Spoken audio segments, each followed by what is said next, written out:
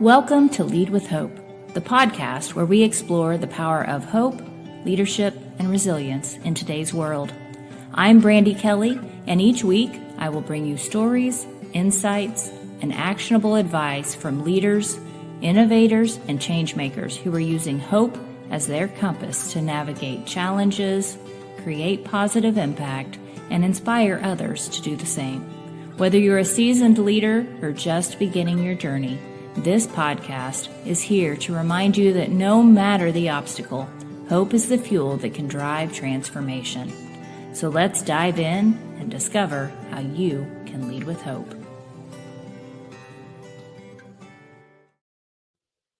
Hello, everybody, and good morning. Today we're joined by two fabulous and fierce female leaders who are making waves in the world of education.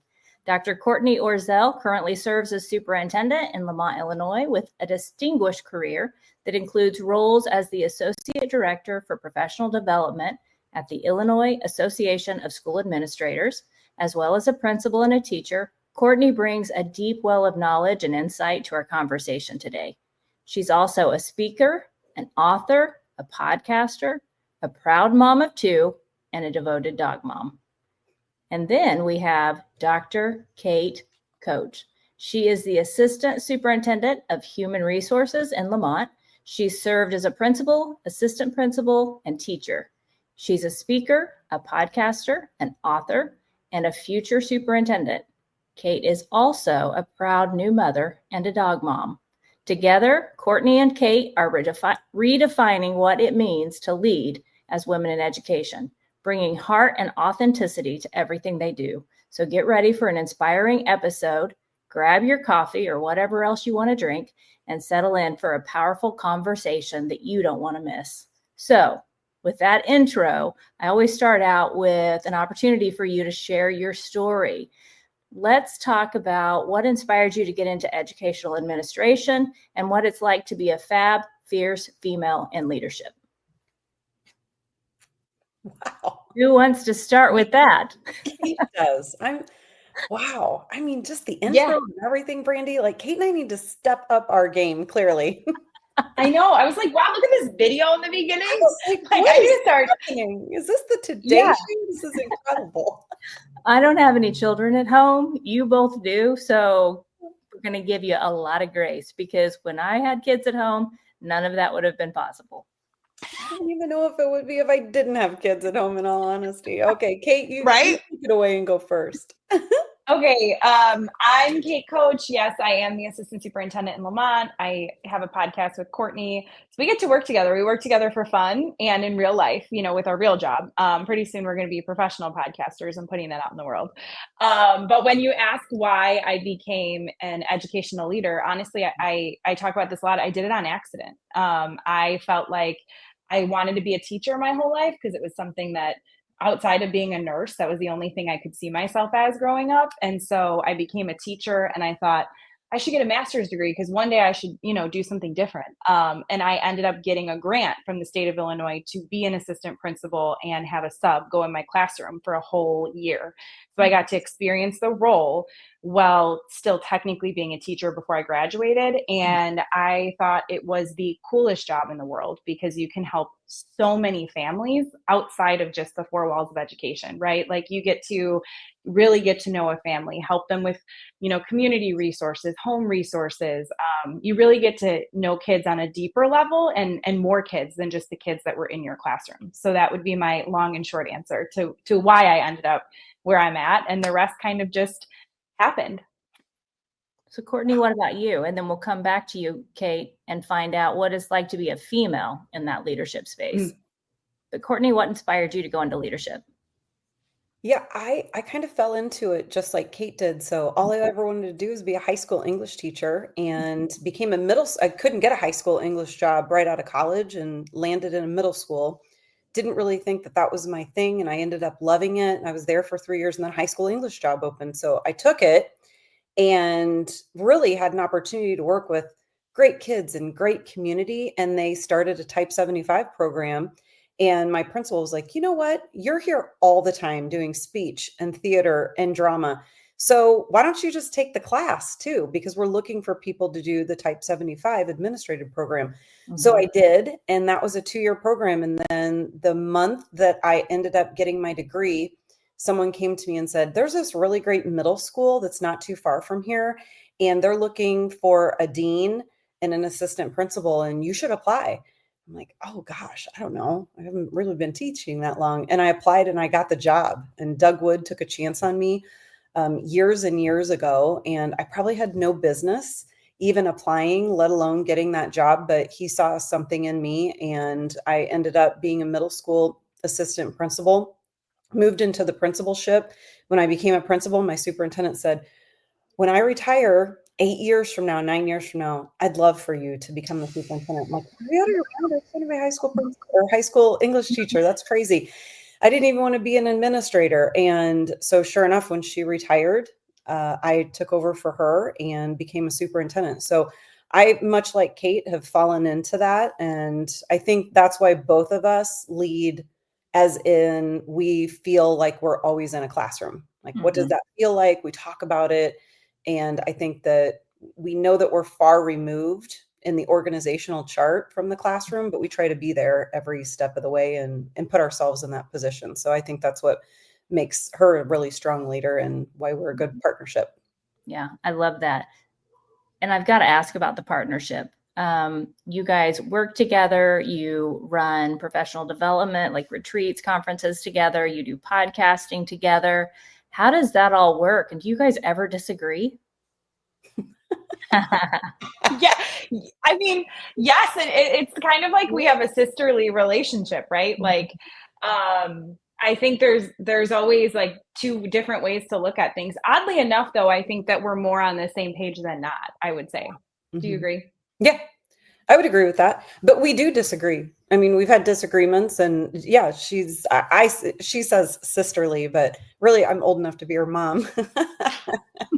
Oh my God, be quiet. That's the truth. Okay, that's the truth. You're a teen mom. So yeah, I do think we're super like-minded, but we also can give each other pushback on things and disagree and be okay with it. We can agree to disagree and move on with our lives, or tell each other when we're upset about something and move on from it, which a lot of women cannot do that. Right. Let's be honest. But I hired Kate when I didn't know her, but the minute that I met her, I was like, oh, wow, she's destined for greatness. And she has not proven me wrong. So, look at her. She's on a trajectory of doing whatever she wants to do, hopefully becoming a professional podcaster with me. But I knew the minute that I met her, not knowing anything about her, not knowing anyone that knew her. And it was really a matter of minutes. I was like, in fact, I asked her to step out of my office and then asked her to come back, and I offered her a job. I can think of very few people that have ever done that. And then I promoted her into a principalship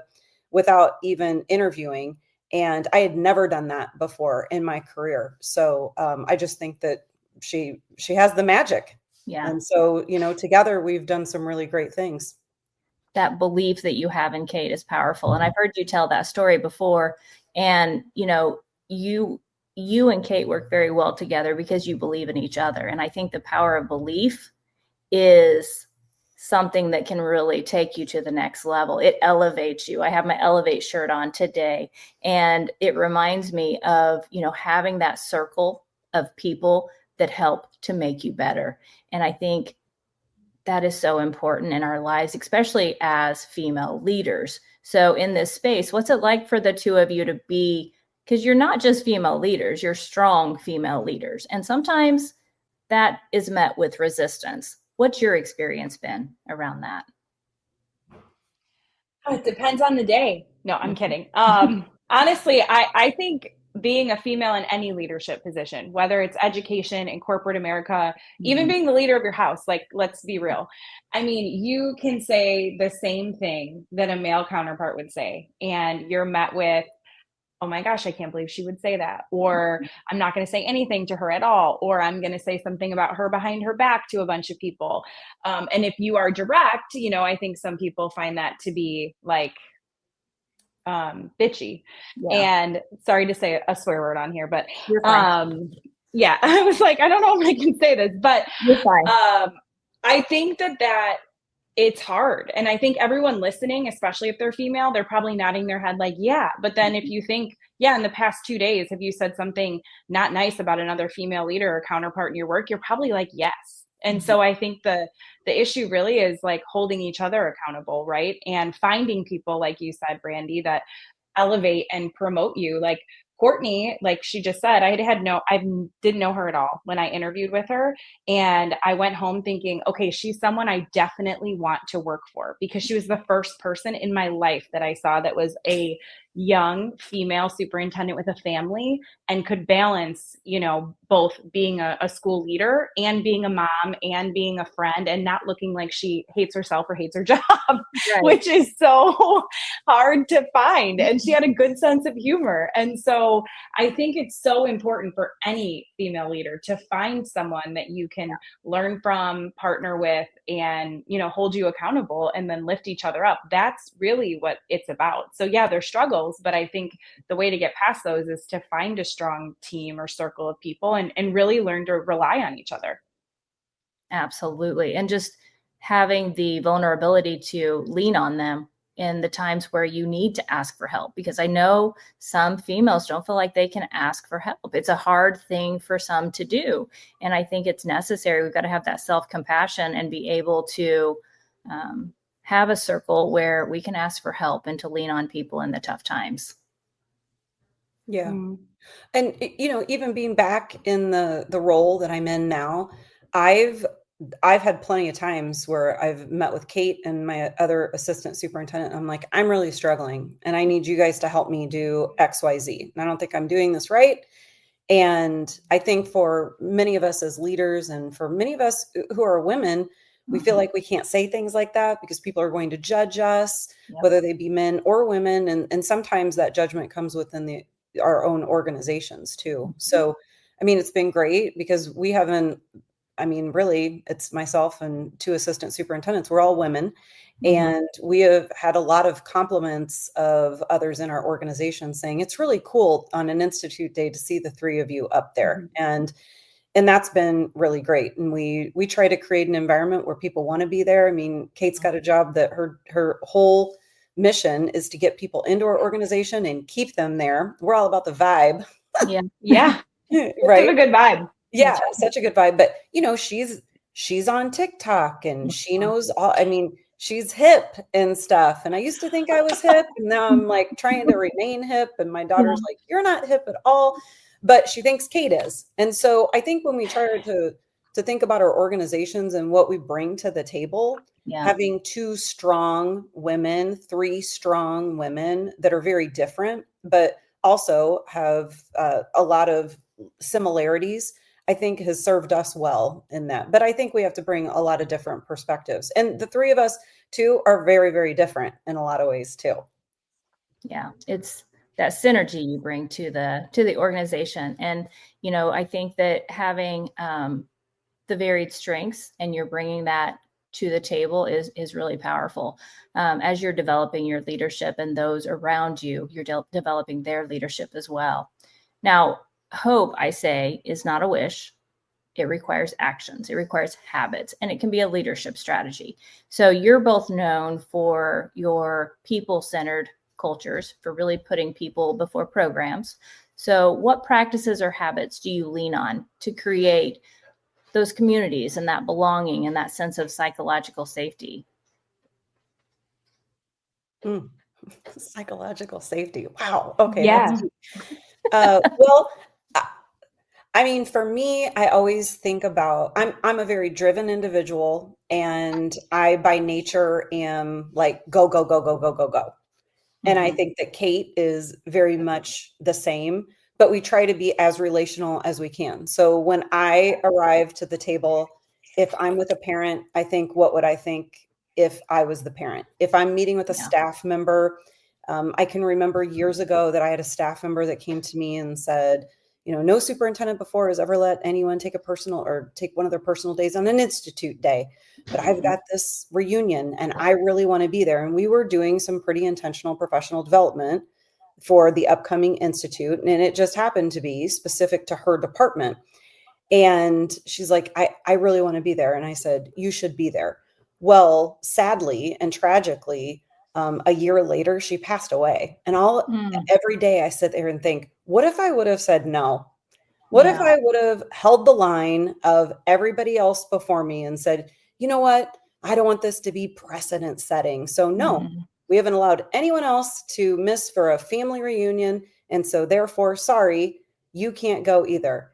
I just keep things like that at the back of my mind when we think about psychological safety, because I think that we spend the majority of our time at work, a lot of our time at work around these people. And I hope that people will look back and say, you know, Courtney and Kate are people that they always do put the person first. And we try to do that as much as we possibly can. But that is always an example that resonates with me because you just never know. And I think that sometimes the systems that we have, and we get so wrapped up in process and procedure, and not that those things aren't important. I think that they are. But if you can't put people before those things, I think you'll look back and have a lot of regret as a leader. Yeah, 100%. Couldn't agree with you more about that.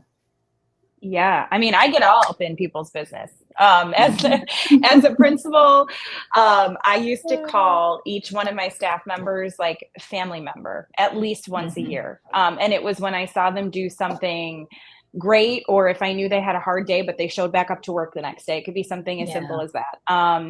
And I started off in a building that historically had not a great culture. And so a lot of that work was, okay, so I can't get people to listen to me until they know that I truly care about them. It's the same thing you would do with students, right? And so calling someone's mom, I remember I called a veteran teacher's mom who was in a nursing home, and her mom had passed away, you know, a month later. And when I called her mom in the nursing home, she kept hanging the phone up on me. She was like, who are you calling for? And it was like by the seventh time, I'm like, listen, I'm calling to give you a good phone call about your daughter. She's like, my daughter, she's 54. I was like, I know, but that's the point of this. And so through those tiny interactions, I think that you can show people, right, that you really do care about them as a human and not just as a teacher. I mean, there's students and families that Courtney and I both have gone above and beyond for, whether that's going to their house or calling their parent back at 9 o'clock at night because, you know, they can't sleep because they have an issue with their, you know, something in their child's classroom. Those like basic human innate things that people shy away from because they're like, oh, I don't know if this is not professional or is this not appropriate? It's like, no, if it's going to make the person trust you and have trust in the system and what you're bringing to the table, you should absolutely go on a limb and do that. Yeah, I absolutely love that. And just those simple things, those simple habits that you build as a school leader, picking up the phone and calling. One of my favorite ones was making those positive phone calls home. And I can't tell you the number of parents when their kiddo called, they were crying on the other end just because they thought when the school was calling, it was going to be bad. But no, it was good. We were celebrating something. And it's the small things that really, really matter.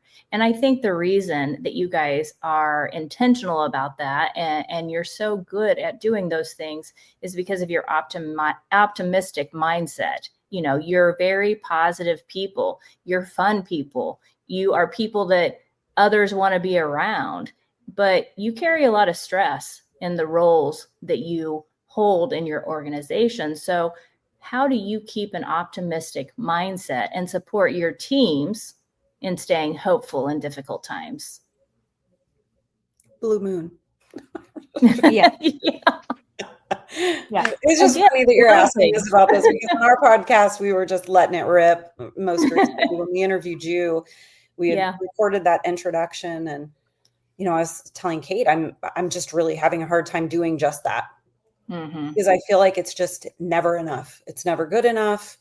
And I think that people that also are people pleasers, and not that you have to make everybody happy, but there is a part of this job when you do it and you do it well, or you want to do it well, that when you're criticized for the littlest things, it eats away. It's like a microaggression constantly.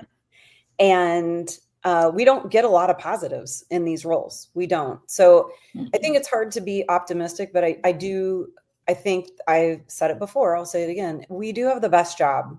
You know, Kate mentioned calling the nursing home. Unfortunately, my dad died in a nursing home, and it was devastating. And God bless the people that do it, but I'd much rather work in a school. Yeah. And we work with children every single day. So to me, that gives us hope, and that gives us optimism. And, I think that it's a responsibility, but I think you have to have people like Kate and other people that you surround yourself with, that you can pick up the phone and just let it out. And we've cried to each other. We've cried together.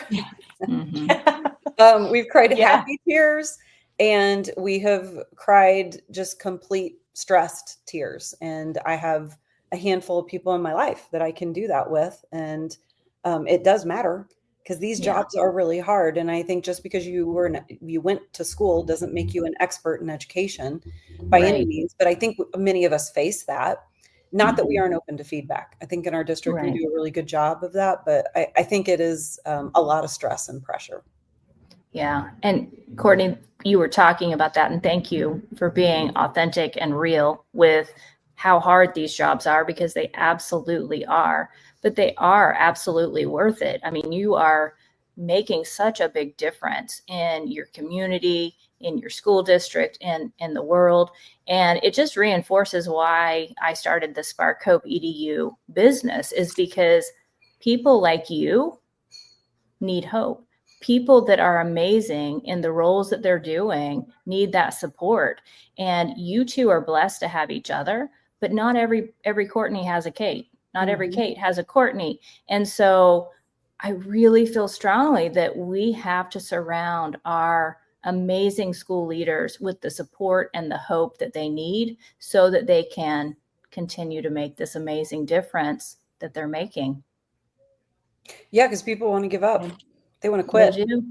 Yep. Yeah, they're counting down the days, whether it be to retirement or the end of the school year. And yeah, Kate and I were just talking about that. She was giving a lot of stats about people leaving this profession, and we need great people in the profession. We need it for our own kids, our grandkids, society, our communities. Yeah. I mean, I think it goes back to having a safe space to talk about these things, right? Like we say, oh, this is a Real Talk podcast, we're going to tell you the truth. But how many people probably right now listening to this can think, I'm going to go into work and I'm going to be totally vulnerable with one of my teammates, and then really feel like that information is A, going to stay confidential, or B, that they're not going to judge me about it later, right? So those are the type of spaces that I think you need. Even if it's not someone within your school district. Like, so many people don't network because they think, I don't have the time. How am I supposed to meet somebody? What is this going to look like? But that's so important. Being able to trust someone, be vulnerable with someone, have a teammate that, I mean, you could have the world's worst thing happen, right? And then I go into Courtney's office and she would be like, okay, like on a scale from 1 to 10, that's like a 6, take it down. Like, you're fine. But in my head, I'm like, no, this is a big fat deal. Like, we need to fix this right now. And she's like, actually, from my lens, it's fine. Like, we can laugh about it, and vice versa. And if you don't have that, everything is all consuming. You feel like you can't get away, right? Like, it's just one thing after another thing after another thing. And if you can't laugh, you're going to cry. So everyone needs to just take a deep breath, find a funny reel. Yeah. And you'll be good. Let off some steam. And, to lead with that vulnerability, that authenticity, that courage, there might be some people listening that are like, okay, I've done that and I got stabbed in the back. I let them know how I was feeling. I talked to them. I was real with them and I trusted them, but I got stabbed in the back. Do you guys have a moment, an adversity, a challenge where you've had to lean into connection, kindness, vulnerability, and kind of choose that over fear? I mean, because let's face it, sometimes fear drives our decision making. Go ahead, Kate. I'm trying to think of a good example with this right now. I knew you were going to do that. She always does that. You can go first. Okay. Okay. Well, while she thinks about it, this would be my example. So I've worked for our Superintendents Association at ISA, and part of my job was to work with other superintendents that, just like you, Brandi, that we have these jobs and we're like, oh, this is chaos. What are we going to do? And then now I'm back in that chair. And I think that some of the adversity for me personally has been that maybe I haven't been included in some things that as I transition back into my role, that either I was included or maybe even I wasn't included because I worked for the association, or now, because I'm back in the chair. And I think that part of Kate and I's mission when we think about supporting and including women is that we actually we believe that. And we have both had women that have not been kind to us, not have been nice to us.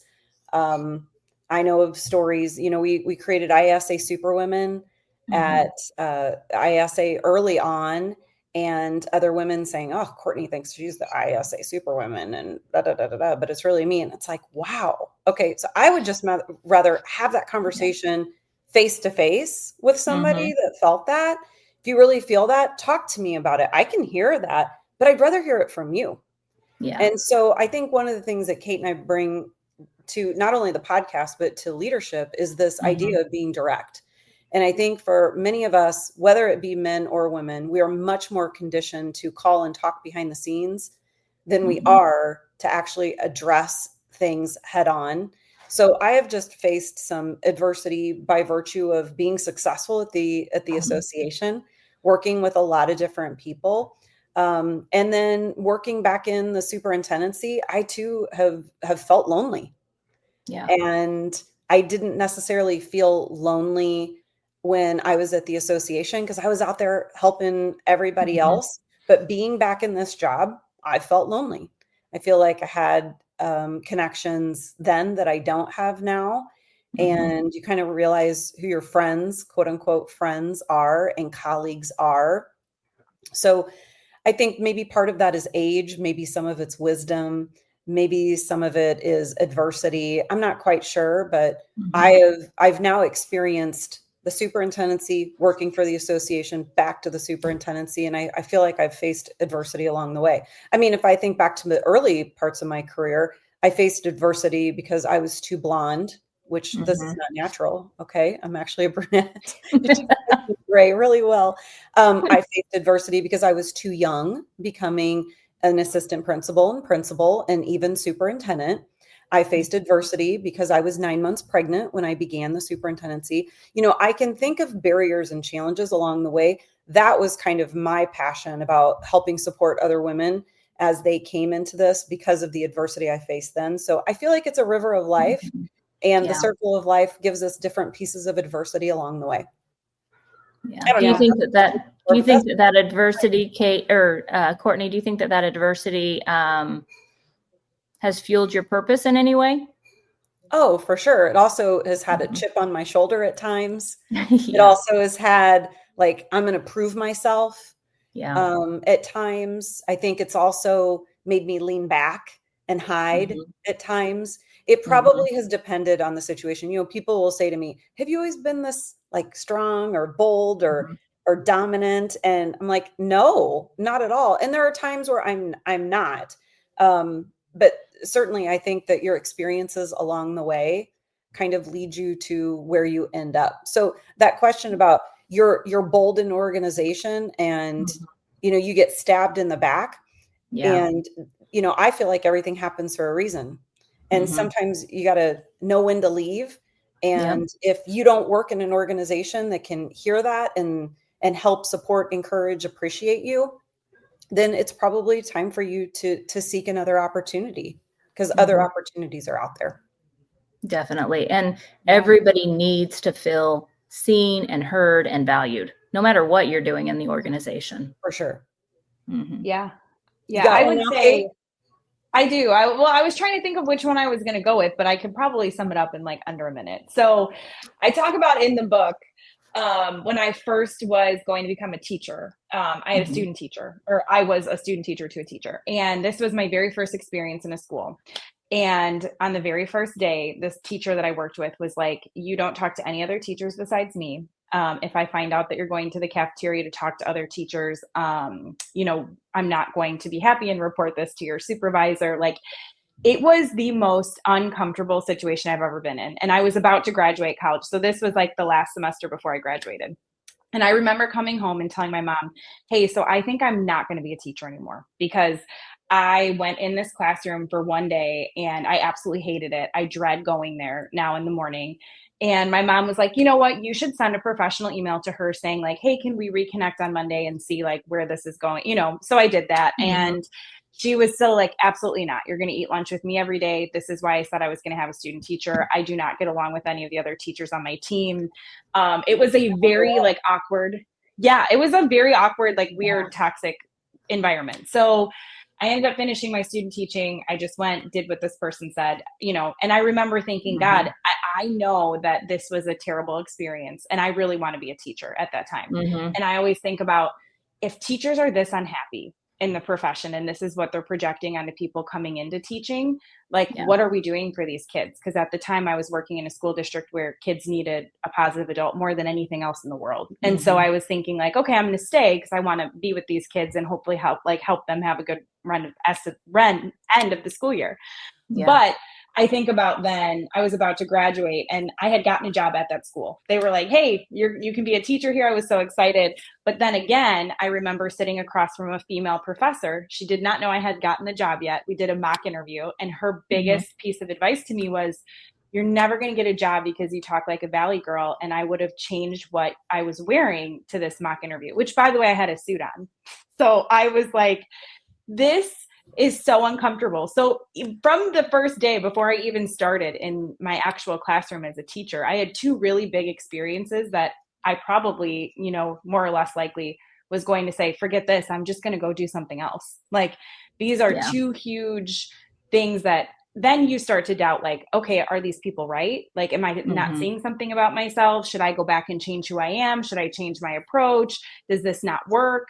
And I just think throughout my career, outside of working with Courtney, everyone has different experiences. When I first became a principal and it was during COVID, I remember I was like on my own, like, girl, you find the answer. And if you can't, then you make it up and then you keep going.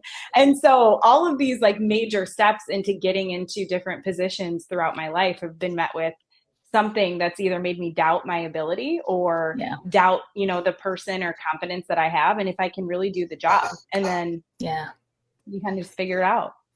I'm glad that you've persisted. I'm glad that you've, shown that perseverance because you are exactly where you need to be. And Kate, you were not made to blend in. You were made to stand out, girl. That's right. We love Valley girls. That's right. Yeah, I was like, what? I love that. I love that. I don't know. Courtney, did you graduate in like 1990 something? Girl, I graduated high school in 1993. I graduated college in 1998. Go EIU Panthers. Yes. So back in the day, back in the I don't know if it was the 80s or the 90s, I graduated in 92. There were all the Valley Girl movies. Yes. And they were so fun. We love Valley Girls. Loved. I was like, I guess that's me. She's our Valley Girl. Sing it loud and proud. That's right. You be you. You be you. That's right. So excellence with heart. That's what you two are.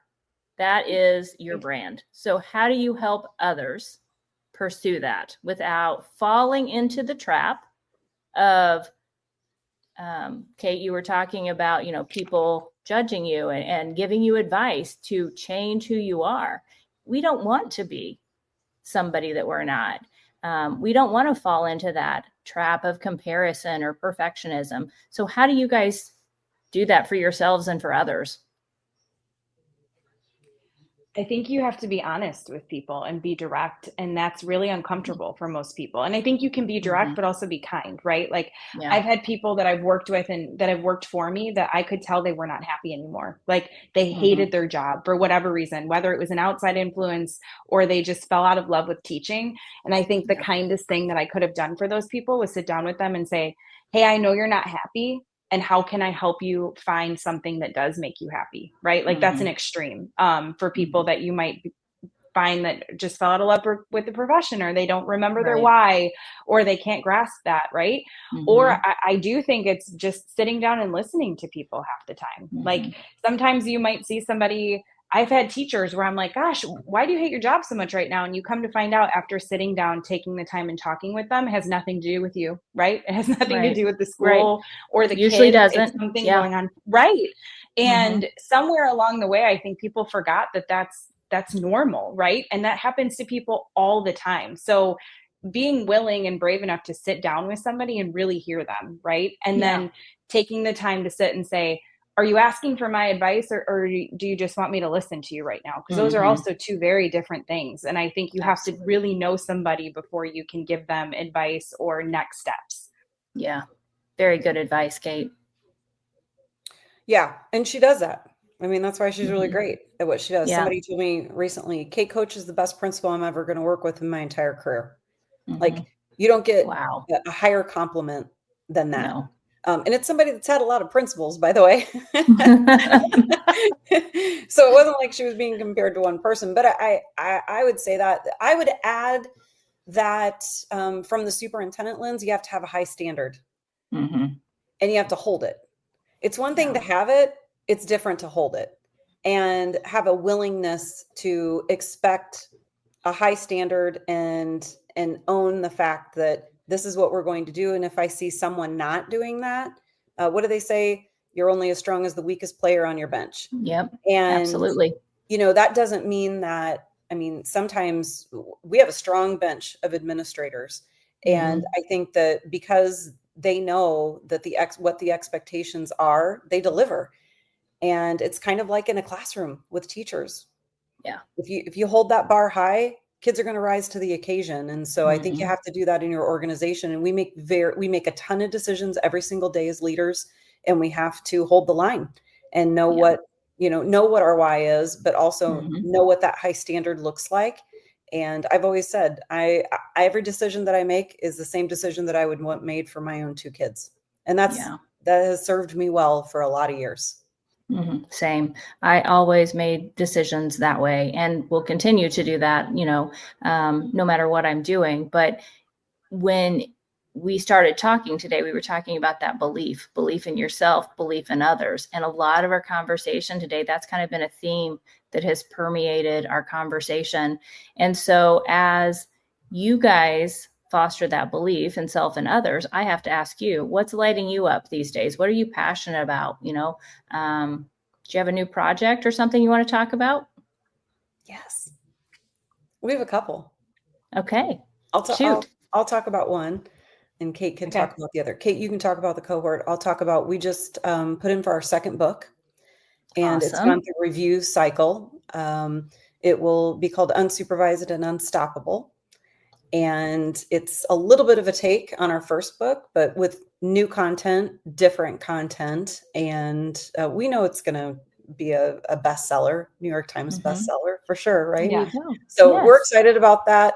I feel like too that we also get a lot of energy from outside of the district that we can bring in to the district. And some people, they don't like that, but we are just two people that do. And we're big promoters of the things that we do in our district. And we feel like it's kind of a two-way street. So I'll let Kate talk about our latest endeavor that's starting here on June 2nd. Yeah, in June, every Saturday in June, we're having basically like a brunch, virtual brunch with all of the female leaders across the country that want to come. So we offered it for free, just to see who wants to come out and network and get to know each other and get some advice and connect and hear each other's stories, to hopefully inspire people before the start of next school year. And right now we have over 60 women that signed up to join us on Saturday mornings. Yeah, from all over, different states in the country. Some people listen to us and we get their responses and we laugh like, who's actually listening to us? Right.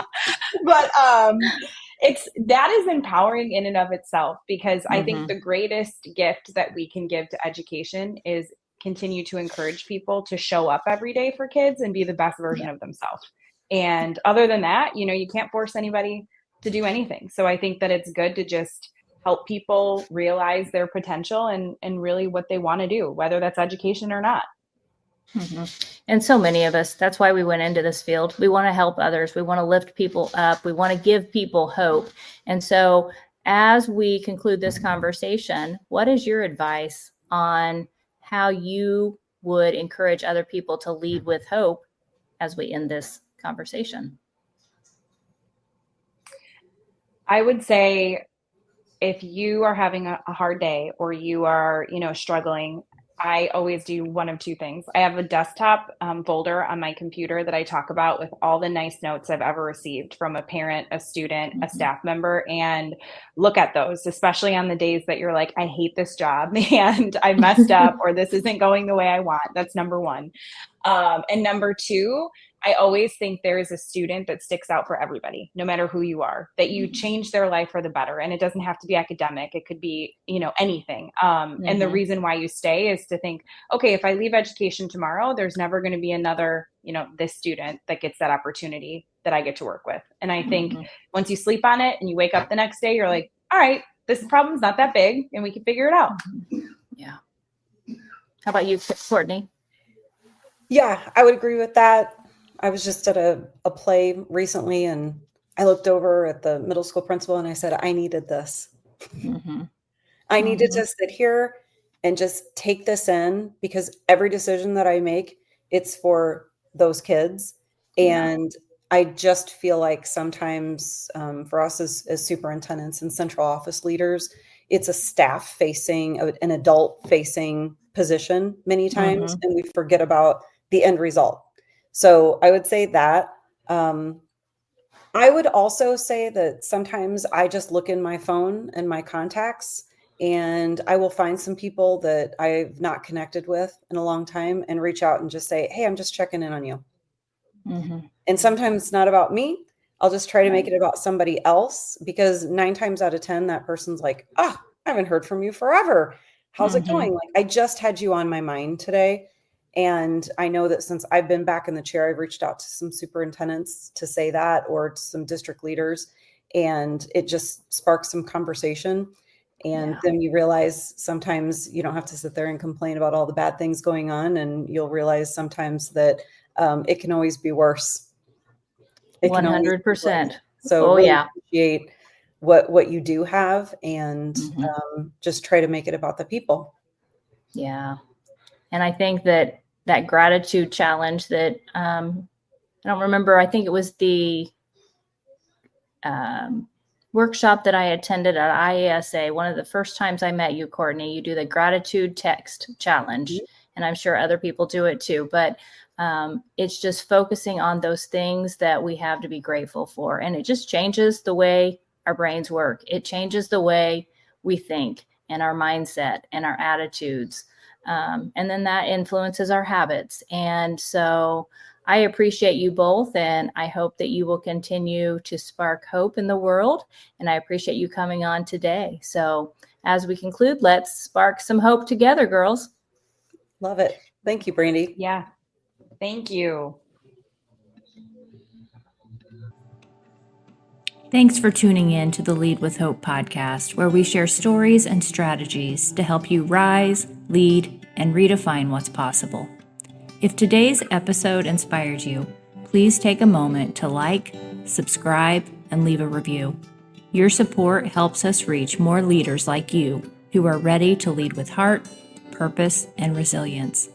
Don't forget to visit sparkhopeedu.com for resources, upcoming events, and tools to help you build a culture of hope in your life and leadership. We're so grateful to be part of your journey. Until next time, keep leading with hope.